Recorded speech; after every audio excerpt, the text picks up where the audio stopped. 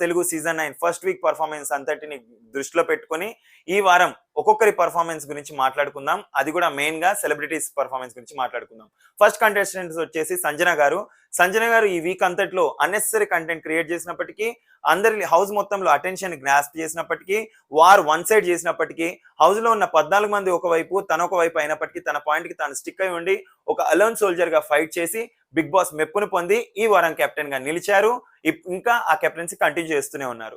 Next second contestant గురించి మాట్లాడాలి అంటే తనుజ గారు.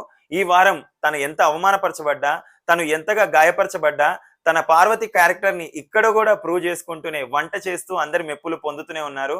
అద్భుతంగా ప్రతి ఒక్కరి కడుపు నింపారు. నెక్స్ట్ థర్డ్ కంటెస్టెంట్ గురించి మాట్లాడాలి అంటే సృష్టి గారు. సృష్టి గారికి తనకు అప్పగించిన పనినైతే శ్రమ వంచన లేకుండా, కష్టం లేకుండా ఖచ్చితంగా చేశారు. టాస్క్ విషయంలో తన 100% ఇచ్చారు. హౌస్ లో ప్రతి ఒక్కరితో మంచి హార్మనీ అయితే కలిగి ఉన్నారు. నెక్స్ట్ ఫోర్త్ కంటెస్టెంట్ గురించి మాట్లాడాలి అంటే రితు చౌదరి గారు. రితు చౌదరి గారు ఉన్న దగ్గరే లవ్ ట్రాక్స్, కాంట్రవర్సీలు ఉంటాయి అనుకున్నాను, కానీ ఆవిడ ఉన్న దగ్గరే పాయింట్లు కూడా ఉంటాయి. ఆవిడ ఏది మాట్లాడినా ముక్కుసూటిగా కరెక్ట్ స్ట్రేట్ పాయింట్ మాట్లాడతారు. తెలివైన వారు అని ఈ వారం అంతటి జర్నీలో నాకైతే అర్థమైంది. Hats off to her.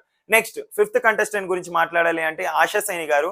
ఆవిడ 2 ప్లేస్లలోనే నాకైతే కనిపించారు. ఒకటి సంజన గారితో గొడవల ప్లేస్ పడే దగ్గర, ఇంకొకటి బాత్రూమ్ల దగ్గర. ఈ 2 దగ్గరే ఆవిడ ఎక్కువగా కనిపించారు. ఈ వారం మొత్తంలో ఆవిడ పర్ఫార్మెన్స్ ఏం లేదని చెప్పొచ్చు. నెక్స్ట్ సిక్స్త్ కంటెస్టెంట్ గురించి మాట్లాడాలి అంటే భరణి గారు. భరణి గారు ఇంకా తన రేలంగి మావయ్య క్యారెక్టర్ ని అలాగే కంటిన్యూ చేస్తున్నారు. తన ట్రూ కలర్స్ ని బయట పెట్టట్లేదు అనిపిస్తుంది. ఎక్కడైనా ఇద్దరి కాన్వర్సేషన్ లో ఆయన అయితే ఎక్కువగా ఇన్వాల్వ్ అవ్వట్లేదు. గొడవలలో కూడా తన పాయింట్ సరిగ్గా పెట్టట్లేదు. నామినేషన్ లో కూడా తనైతే పెట్టట్లేదు అనిపిస్తుంది. రాబోయే వీక్స్ లో అయినా ఆయన ట్రూ కలర్స్ బయట పెట్టి నిజమైన భరణిని, ఓల్డ్ వింటేజ్ భరణిని చూపిస్తారని ఆశిస్తున్నాను. నెక్స్ట్ సెవెంత్ కంటెస్టెంట్ గురించి మాట్లాడాలి అంటే రాము గారు. రాము గారు బిగ్ బాస్ కి one of the most obedient contestant అని అయితే నేను చెప్తాను. బిగ్ బాస్ చెప్పిందే చేస్తాడు, బిగ్ బాస్ చెప్పంది ఏది చేయడు. సో టాస్క్ లో 100% ఇచ్చాడు. ఈ week star performer of the week గా నేనైతే పరిగణిస్తున్నాను ఆయనని. ఎందుకంటే కెప్టెన్సీ కంటెండెన్సీ టాస్క్ లో తను చేసిన పర్ఫార్మెన్స్ అయితే అద్భుతం. నెక్స్ట్ ఎయిత్ కంటెస్టెంట్ గురించి మాట్లాడాలి అంటే సుమంత్ శెట్టి గారు. ఆయన ఇంకా షెల్లు లోపల దాక్కున్న తాబేలులా అలాగే ఉన్నారు తప్ప ఆయన గొప్పగా పర్ఫార్మెన్స్ చేసిందంటూ ఏమీ లేదనిపించింది నాకైతే.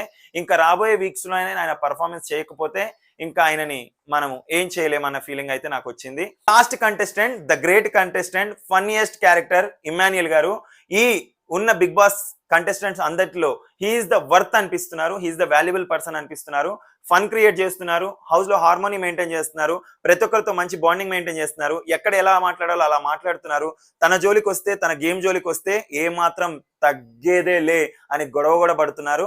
So he's the best contender అని కూడా చెప్పచ్చు.